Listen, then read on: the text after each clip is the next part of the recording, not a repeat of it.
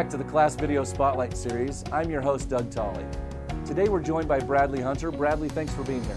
Pleasure to be here, Doug. Bradley heads up our research on social determinants of health, an emerging area that Class is really excited to be studying. Bradley, why does social determinants of health matter, and how is that different than some of the things we've looked at in the past, like pop health? Yeah, it's a great question. So the reason that social determinants of health matter is because it takes into account all of the things that happen outside of the four walls of the hospital. Right? So you think about your own life. You go to the hospital for, let's say you have a broken leg. Right. So you break your leg, you keep your cast on, but before you broke your leg, were you exercising? Were you eating healthy? Do you have a place to live? Do you have income to pay for your bills? Right. Are there other things that you need help with?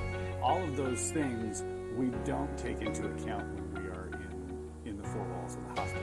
Yeah, and thinking about that broken leg, that's a short period of time I spend with the doctors. Now I've got 6 to 8 weeks of recovery, and that has a lot to do with whether I recover well or whether I recover poorly. So some of those factors being, do I have employment, food insecurity, do I have adequate housing, do I have the mental health help that I might need, do I need some occupational help, are there community groups, church groups, other people that need to get involved. Are these vendors then, as I understand it, taking all of those resources then and bringing it together into a platform? Yes. So the vendors that we're watching in the space right now, they are social determinant, I'll call them network platform vendors. Okay. Where they're helping to enable the network so that if, let's say you go to the hospital, instead of them opening the drawer and saying, hey, here's some pamphlets that you can take about all these different services, now they can make an electronic referral to these different organizations. And have a closed loop with them so that they know what's happening. So with that electronic referral, I can follow up, see if the care really happened, if there's other things that need to take place. Well, one of the vendors we've looked at is Auntbertha. Auntbertha, as I understand it, is kind of the oldest and maybe has the broadest network of these social services. Is that accurate? Yes. So Auntbertha is really the one that opened this space. Okay. So they're the first mover, and so being the first mover, there's a lot of advantages with that. Yeah. Right. So they have the most services that people can get at, and a lot of that is just because of the time that they've spent in the space. I also noticed in some of the literature that we published in this spotlight that they have a broad range of customers as well, not just providers, but payers and community-based organizations and churches and others. So they really do have a broad network of services and a broad network of customers that they've worked with over the years. Yeah, including higher education. That's interesting. That was an interesting one when I learned about that. Yeah. So they've really said, okay, here's what we need for the whole health of a person. How can we make that network better and accessible? One thing that Auntbertha does really well is they help enable that network.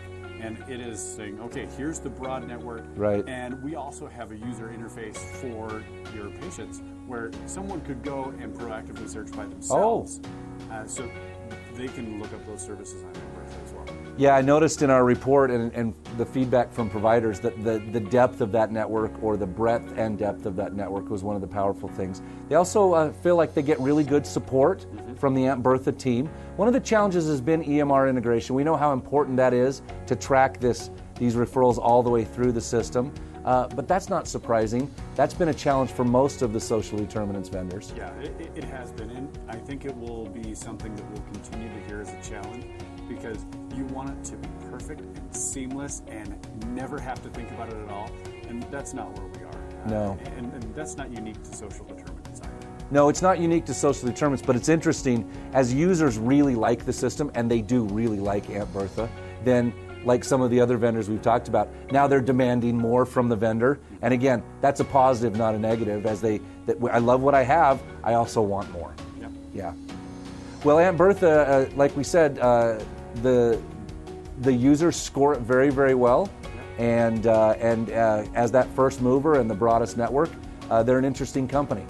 Yeah, it'll be really interesting to watch them as they continue to grow and help providers, and not just providers, but providers, payers, and higher ed. Network, yeah. And all these community-based organizations help us take better care of the whole health of all the individuals here in the United States and then beyond. Yeah. Well, this is one of those interesting areas that class has started studying in the last 8 to 12 months. We're excited to do more around social determinants of health. I'm sure this won't be the first time or the last time we talk about that. If you know of an innovative, disruptive, or emerging healthcare IT company, we would love to get those referrals. Please send that to class so we can look at other companies, not only in social determinants, but in other healthcare IT areas.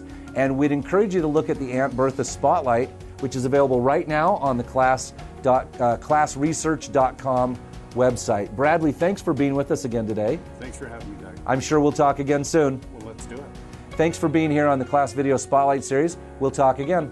Thank you.